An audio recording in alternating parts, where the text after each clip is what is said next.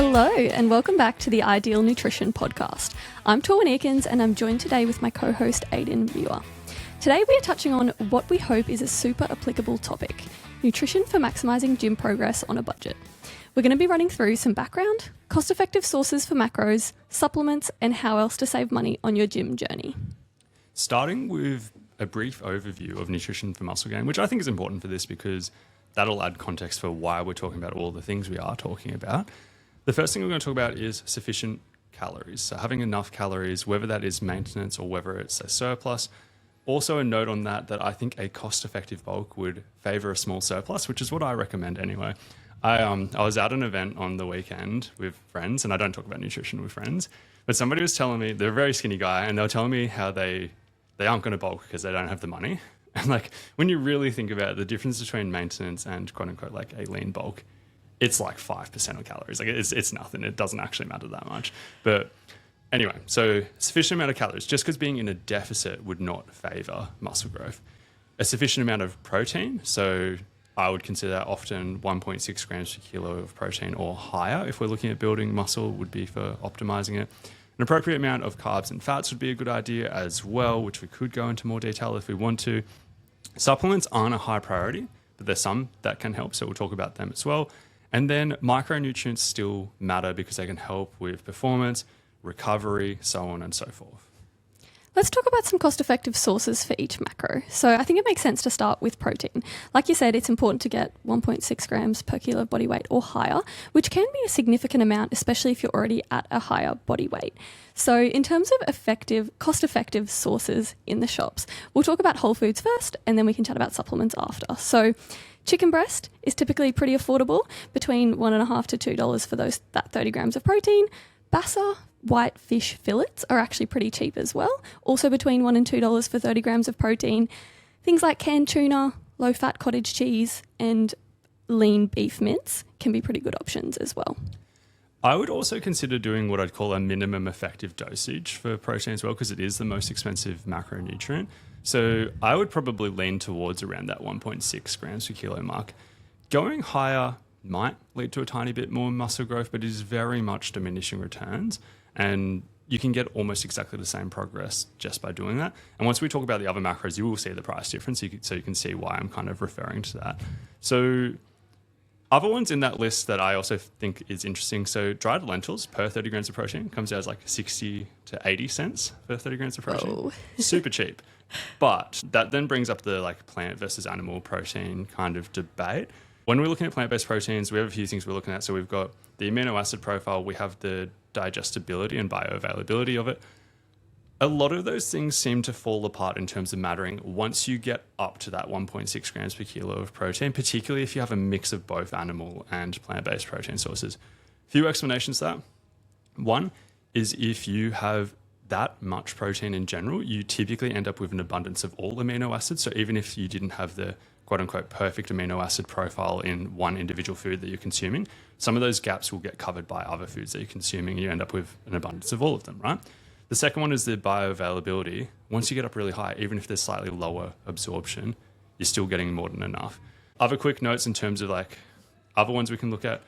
Eggs used to be one of the most cost-effective sources. Now it's about $2.50 to $3. I've been doing charts on this for over 5 years. And like, well, it was like I would also almost always just like copy and paste the old charts and then just like update the prices. And eggs have just like skyrocketed. Lean beef mince is $2.50 to $3. I think per 30 grams of protein, it comes out pretty comparable to like the higher fat. It might even be cheaper just because there's more protein. Don't quote me on that one. I won't go too deep on that. But like lean beef mince is probably what I'm recommending anyway. And then adding context on like less cost-effective ones, rump steak is about $4 per 30 grams of protein, but eye fillet is about $8. So like once you go towards like certain forms of steak, it gets a lot more expensive. Protein bars are about $5. It obviously depends on what ones you pick to get to the 30 grams of protein. Amazing. Should we talk about healthy fats then? Because this is another one that I probably would say there is probably important to have some form of minimum effective dose there as well. So making sure that healthy fats, which support things like hormones, which in turn will also help with gym progress, making sure that you have about 0.5 gram per kilo of body weight is typically a pretty good guide. And then if you need more to fill up calories, that's an option too. So in terms of cost effective foods here, Things like peanut butter are probably on more of the cost-effective side. Olive oil is a fantastic source of healthy fats, but probably not so cost-effective if we look at it that way. So I did the same per 30 gram comparison here. Peanut butter comes out as 55 cents to 70 cents per 30 grams of fat. I think per 30 grams of fat is a bit of a weirder comparison than the protein one, but I'm still going to go with it because it gives that comparison in terms of how I said protein is the most expensive macronutrient.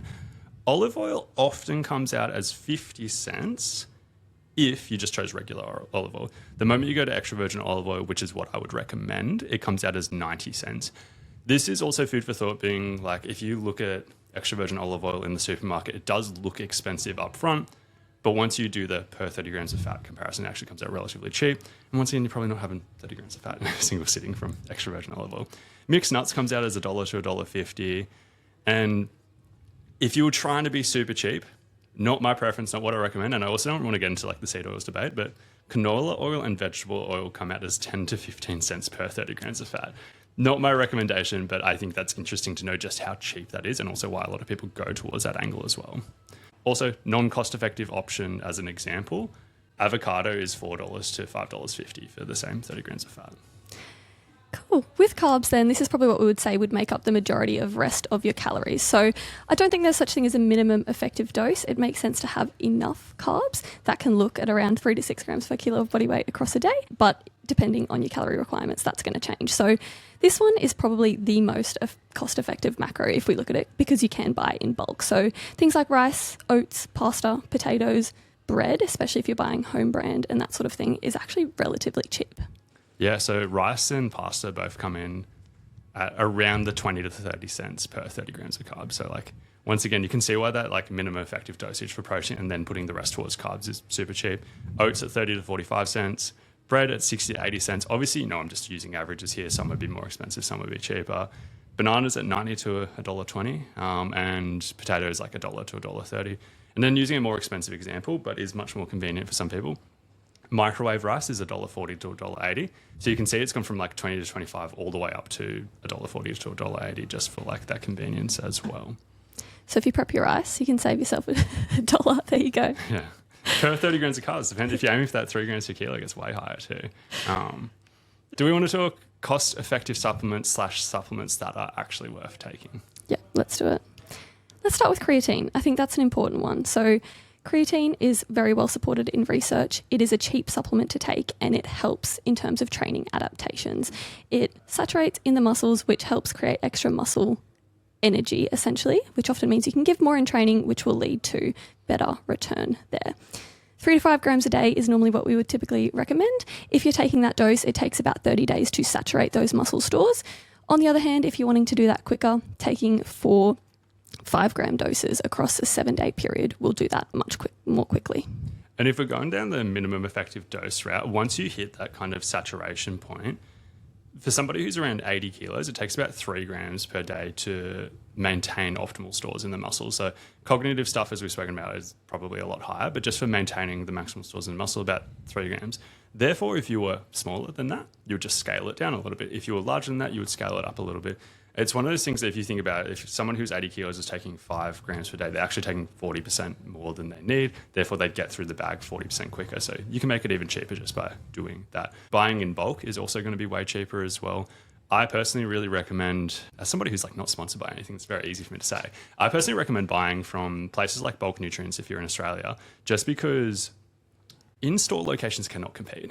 Like they have to rent wherever they're selling stuff from it. They have to pay staff. They have to do all these things. They have to make it look nice. Whereas Bulk Nutrients is probably just like a warehouse and they're just like shipping it out from there. They don't have to make it look nice. It is so much cheaper, and then you can also buy in bulk and get it way cheaper. Many other online options that are super cheap, but like that's the one that I'd typically recommend, and I would recommend buying in bulk to make it way cheaper. On that topic, I would consider protein powder to be a supplement that is worth taking as well.